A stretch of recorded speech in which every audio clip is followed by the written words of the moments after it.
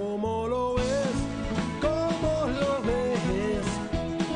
Muévete y respira en San Gabriel. ¿Cómo lo ves? ¿Cómo lo ves?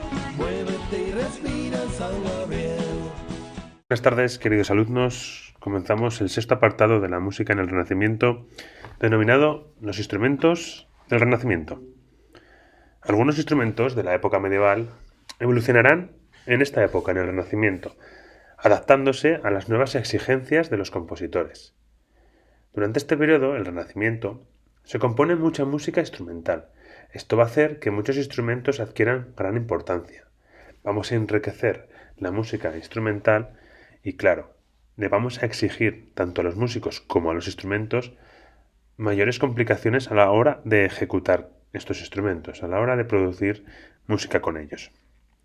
Así pues, los instrumentos más característicos de este periodo musical son la viola de gamba, que es un instrumento que se toca con arco, que parece una mezcla entre una guitarra y un violonchelo, debido a que tiene 6 cuerdas como una guitarra, pero se toca con arco como un violonchelo, sentado. En España recibe el nombre de vihuela de arco.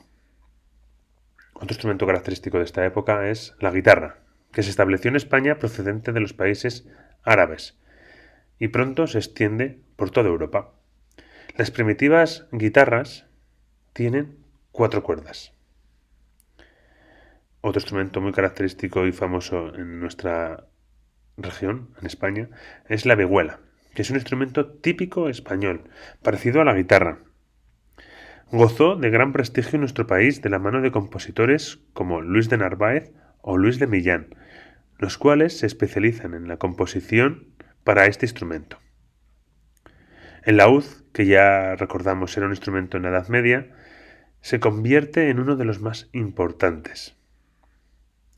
El clavicordio, que es un instrumento de teclado, pero en vez de percutido es pinzado o punteado, se comenzó a fabricar en Italia en el siglo XVI. Estos son los principales instrumentos que más van a evolucionar o que más se van a usar en el Renacimiento.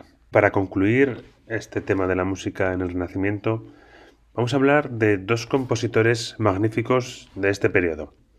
Uno, italiano, Giovanni Pierluigi da Palestrina, que nació en 1525 y murió en 1594. Nació en Palestrina, una pequeña villa de Italia. Fue un brillante organista que compuso 102 misas de carácter religioso, unos 300 motetes de carácter religioso y, como sabéis, en latín, 133 madrigales de carácter profano.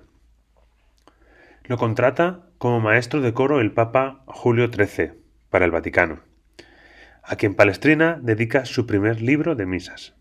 El primer libro de misas de Palestrina fue dedicado al Papa Julio III.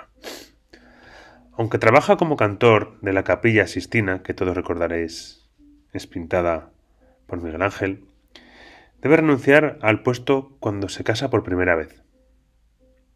Sus hijos serán víctimas de la peste. En 1577, el Papa Gregorio XIII, que no el primero, sino el 13º, le encarga la corrección del repertorio gregoriano. ¿Cuáles fueron sus principales obras? Pues madrigales a 4 voces, la misa del Papa Marcelo y madrigales espirituales.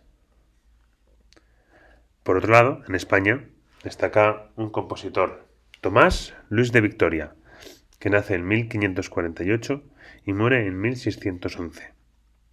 Fue un compositor español que a los 20 años fue enviado a Roma con una pensión de Felipe II, el rey de aquella época, para ingresar como cantor en la capilla del Colegio Germánico de los Jesuitas. Crean esta capilla, este colegio germánico, lo crean para combatir el protestantismo, aquella corriente que fundó Lutero. En sus 13 años, en la ciudad trabaja como cantor y después como maestro de capilla. El maestro de capilla era aquella persona responsable de que la música de esa capilla o de esa iglesia fuese de calidad, componer para esa iglesia. La viudedad de la emperatriz hace que retorne y se instale en Madrid a su servicio, primero como maestro de capilla y luego como organista del convento de las Descalzas Reales. Su estilo sigue fielmente las pautas de la escuela romana de Palestrina, entre el dramatismo y ascetismo. ¿Cuáles fueron sus principales obras? Pues Misa por la Victoria, escrita para conmemorar la batalla de San Quintín, El oficio de difuntos o su misa Pange Lingua. Y con esto terminamos el tema. Espero hayáis aprendido mucho a lo largo de él y estudien para superar el examen final. Nos vemos en el próximo capítulo. Muchas gracias. ¿Cómo lo ves? ¿Cómo lo ves? Muévete y respira en San Gabriel. ¿Cómo lo ves? ¿Cómo lo ves? Muévete y respira en San Gabriel.